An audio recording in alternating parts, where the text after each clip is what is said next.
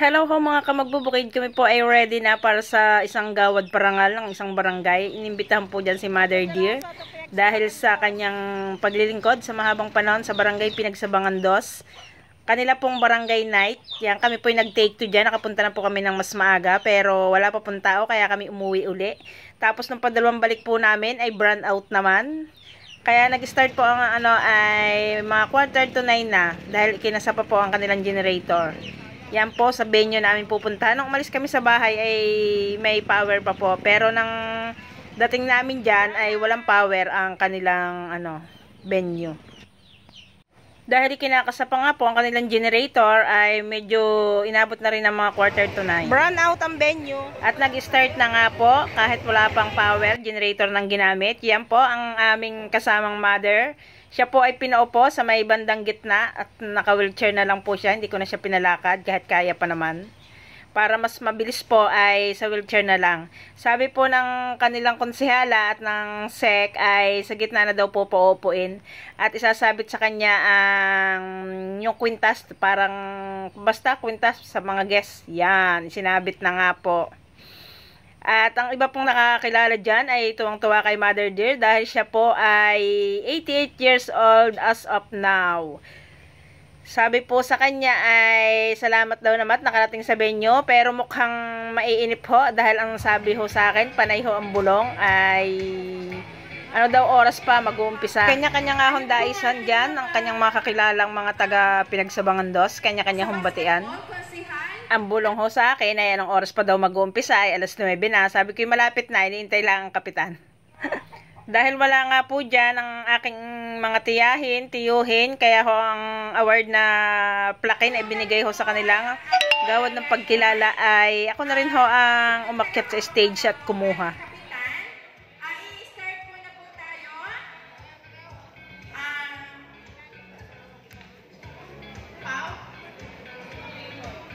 Mr. Edwin Garibay, magandang gabi po, Kap. Hindi, diretso ko na po to. Magandang gabi po kay Tita Virgie.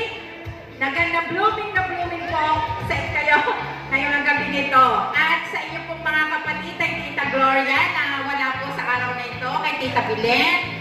At sa inyo pong kapatid na si Kuya Andres.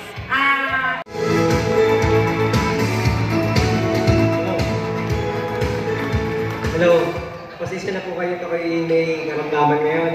Pero pilit ko pong pumunta para lang nakasama kayo ngayon. Siyempre po, ngayong gabi ay unang gabi ng ating pagdiriwang. Hintay-hintay lang natin yung iba. Dumating na nga po dyan ang punong abala, ang ating pong barangay kapitan. Ito yung malaking inspirasyon sa masikap na pagpupunyagi ng barangay, sa pagsulong ng pagsulong ng edukasyon ng mga kabataan, tungo sa kaunlaran ng kanyang pamayan. Iginawad ng 10 Mayo 2025 sa barangay Pinagsabangan 2 ng Oriental Mindoro. Iginagawad po namin ang parangal na ito at pagkilala kay Ginoong Alexis Manungsong Garibay.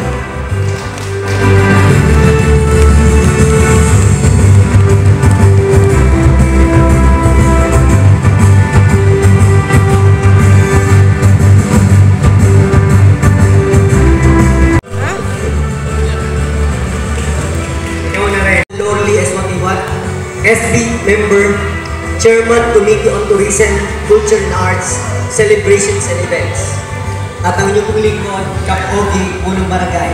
Iginagawad po natin ang gawad ng pagkilala at parangal kay Binibining Gloria Magbuko Capuno.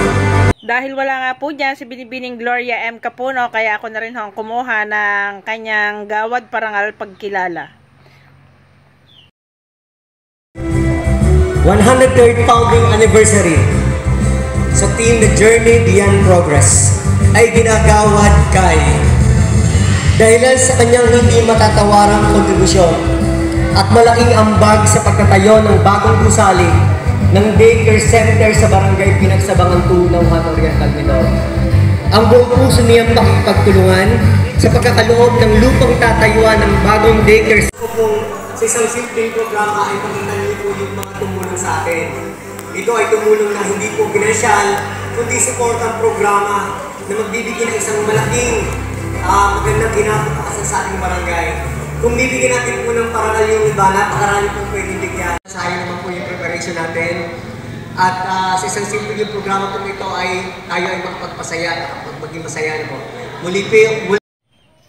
Inintay nga lang po naming mabigyan ng gawad ng pagkilala ang aming Mother Dear at kami po ay namaalam na rin sa may punong abala sa barangay captain, sa mga konsehal at dahil gabi na nga po ay medyo inaantok na rin ang kasama naming senior. Kaya nang mabigyan na po ng gawad parangal ay kanya-kanya na po kaming exit. Bilang barangay headquarter ng Pinagsabangandos, nauhato rin kay Mindoro sa loob ng halos 10 taon. Ang natatangi ang kahusayan at masikap na pagpupunyagi ay nagbigay ng malaking ambagang inspirasyon sa pagsulong ng programang pangkalusugan tungo sa kaunlaran ng kanyang pamayanan. Iginawad na ikasampu ng Mayo 2025 sa barangay Pinagsabangan 2 ng Hanrin Cavite. Iginagawad po namin ang pagkilala sa pamagitan po ng plakang ito at pasasalamat kay Ginang Virginia Deles Capulo.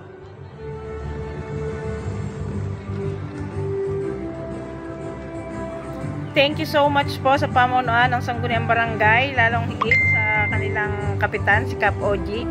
Thank you very much po sa gawad parangal na tanggap ng aking Mother Dear sa loob ng mahabang panahong pagsiservisyo sa Pinagsabangandos.